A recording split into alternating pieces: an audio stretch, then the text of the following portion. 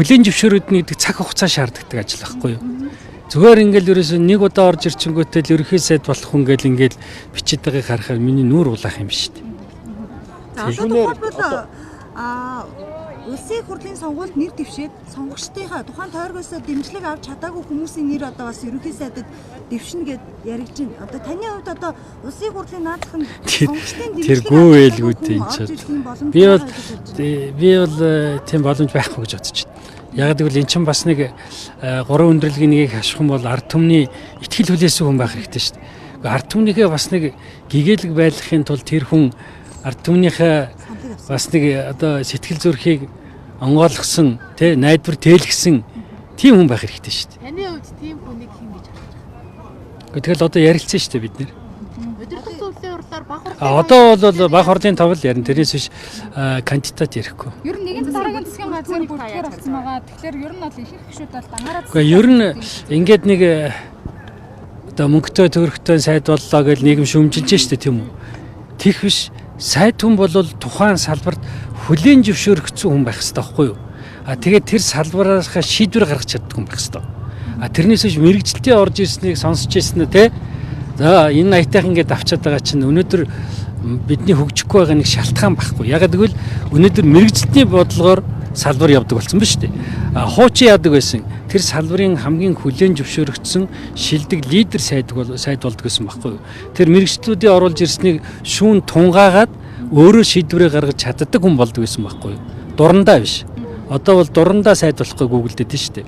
Фэйсбүүкээр өөрсдийнхөө нэрийг тавиал те.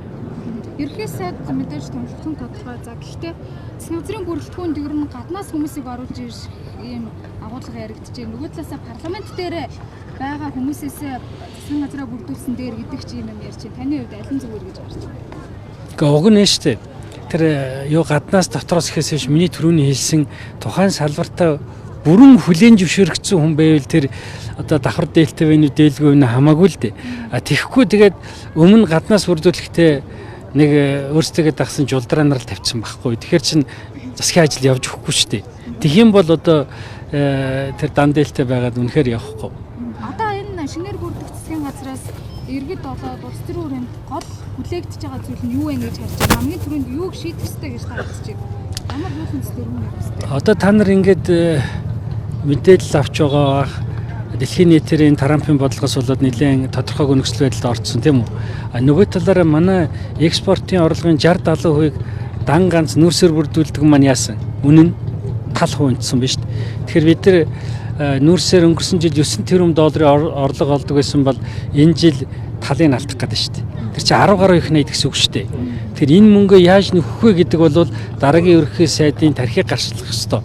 Тэрийг яаж олох вэ гэдгийг хийж чаддаг тийм л хүү ерөнхий сайд болох ёстой шүү дээ. Дангаараа засаглал бол ер нь энэ гадаад заавал санхүүгийн засгийн чихнэ. Дангаараа засаглал гадаад дотоод нөхцлөө дийлэх болов. Та бас ойлгохоо гэдэг онц яриад. Дангаараа гэхээр чи одоо нэг 68 хүнтэй те. Тэгээд 64 хүнээр хууль баталдаг учраас хэцүү л болчихж байгаа юм л. Уг нь бол арчлалын зарчим бол олонх нь ажлаа хийгээд цөөхөн хянаад явах хэрэгтэй. Гэтэл бид нар сая сүүлийн үндсэн хуулиар энэ зарчмыг алдагдуулсан тогтолцоог үндсэн хуулинд оруулсан байхгүй юу? Одоогийн тогтолцоогоор бол ингээд яг Европын орнууд чиг хамтарсан засгийн газар байгуулагдсан зүгээр ямар ч аргагүй юмыг хийчихсэн. Тийм учраас би үндсэн хуулийг ганцаараа зэрэг үзчихсэн. Цаг хугацааг харуулж шүү дээ.